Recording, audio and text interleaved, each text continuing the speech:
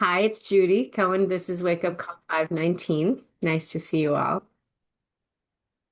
So we're exploring the Noble Eightfold Path, and we're doing it at a time when the country, the world, feels like it's on pretty shaky ground. And so I feel like these practices of mindfulness and of walking this noble path, can create our own internal solid ground. Even though externally things may feel shaky. So we're looking through the group of the 8 steps on the path called Sila, the ethical steps, which include wise communication, wise action, and wise livelihood. And we unpacked wise communication in some detail. We've been doing the same with wise action. And wise action has these 5 pieces: doing no harm, not taking anything that's not freely offered, not misusing sexuality. And then we've looked at those, not communicating unskillfully. And we looked at that one. We looked at wise communication. What is skillful communication? And then the last one is not using substances to cloud the mind, is how it's framed. So let's look at that last step. And I would like to propose that another way of saying that is, how do we protect our clear, luminous minds? And I love this step because it's multifaceted. Originally, it was oriented towards protecting the luminosity of the mind by paying attention to what we ate and drank. And as recently as maybe a generation ago, still mostly about that with drugs and alcohol. These days, there are so many ways to cloud our luminous minds. That there are things we can eat or drink, but there are also shows and social and news media, and then maybe there are people and environments. So, drugs and alcohol are an easy starting place because they beg the question of whether this element of wise action enjoins us from having a glass of wine or an occasional gummy. And, what I want to say is, as an overall proposition, I feel like this is an individual exploration, which invites us mainly to understand, what does it mean to cloud the mind? Do we mean a slight fuzziness or total incapacity or something in between? A monastic, hold on,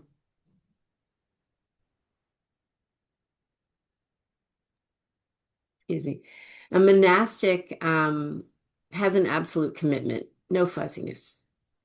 But for lay people, the invitation is for first, it's about the other elements of wise action, right? Are we more likely to break or to fail to follow the other elements of wise action? And then second, are we clouding our luminous minds that otherwise only need to settle and pay attention to remember, to recollect sati, mindfulness, that we're all in this together, hopelessly, also hopefully interconnected. So everything we say and do, including how we care for our minds, matters. Because no, we are not going to cause harm, which is the first element of wise action. That's our commitment. So the inquiry, like all of practice, is a loop. Like all of mindfulness practice, it's a loop, and I love that about it. So picking through the ways we can cloud the mind, and there are lots of others, I'm sure, that ones that I'm naming though.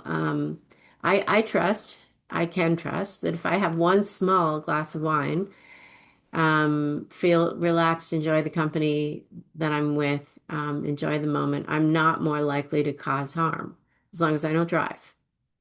I'm not gonna take anything that's not freely offered or be careless with my words or my sexuality. I can trust that they won't cloud the luminosity of the mind. One small glass.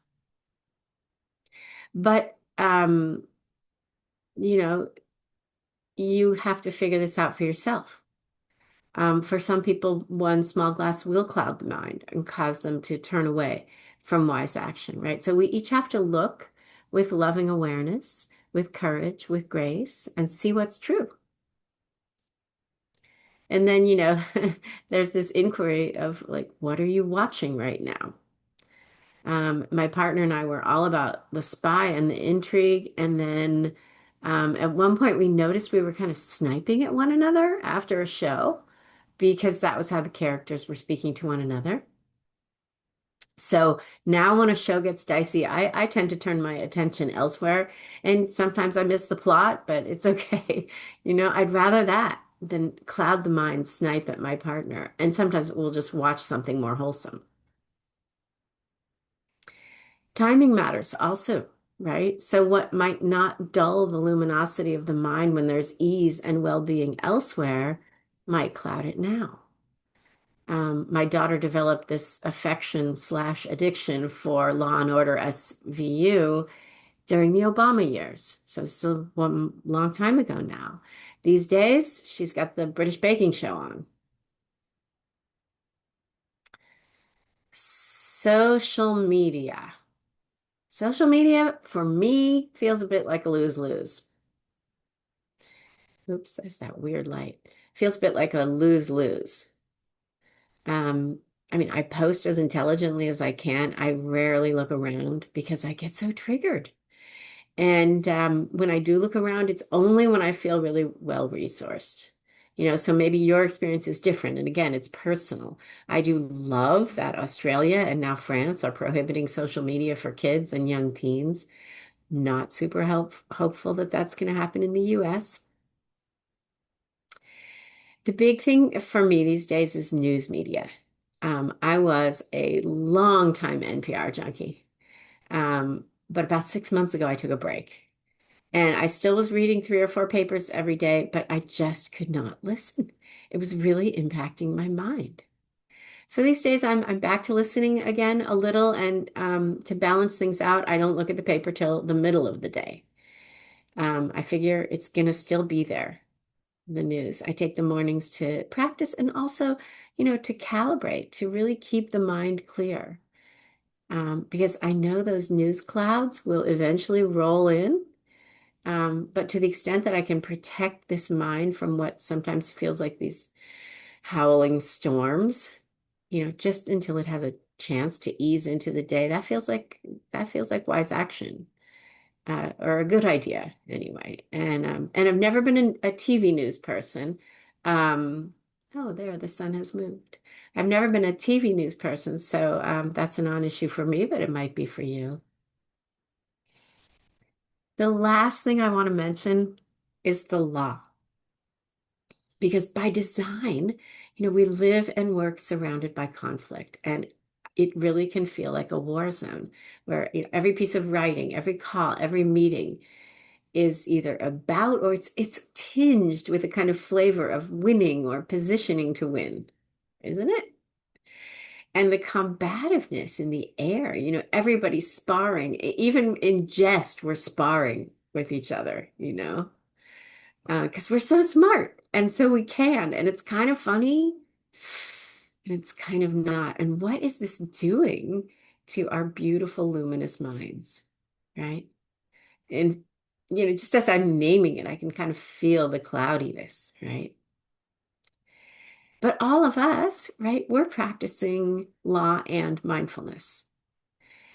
And so we have this incredible blessing, I guess, of the ability to let loving awareness remind us to take good care of our minds and hearts and to actually do that, to take care of our luminous minds. And that's a way that we can survive and thrive in the law and also take better care of each other too, because what's it worth if we're also not taking care of each other and our beautiful blue planet as well?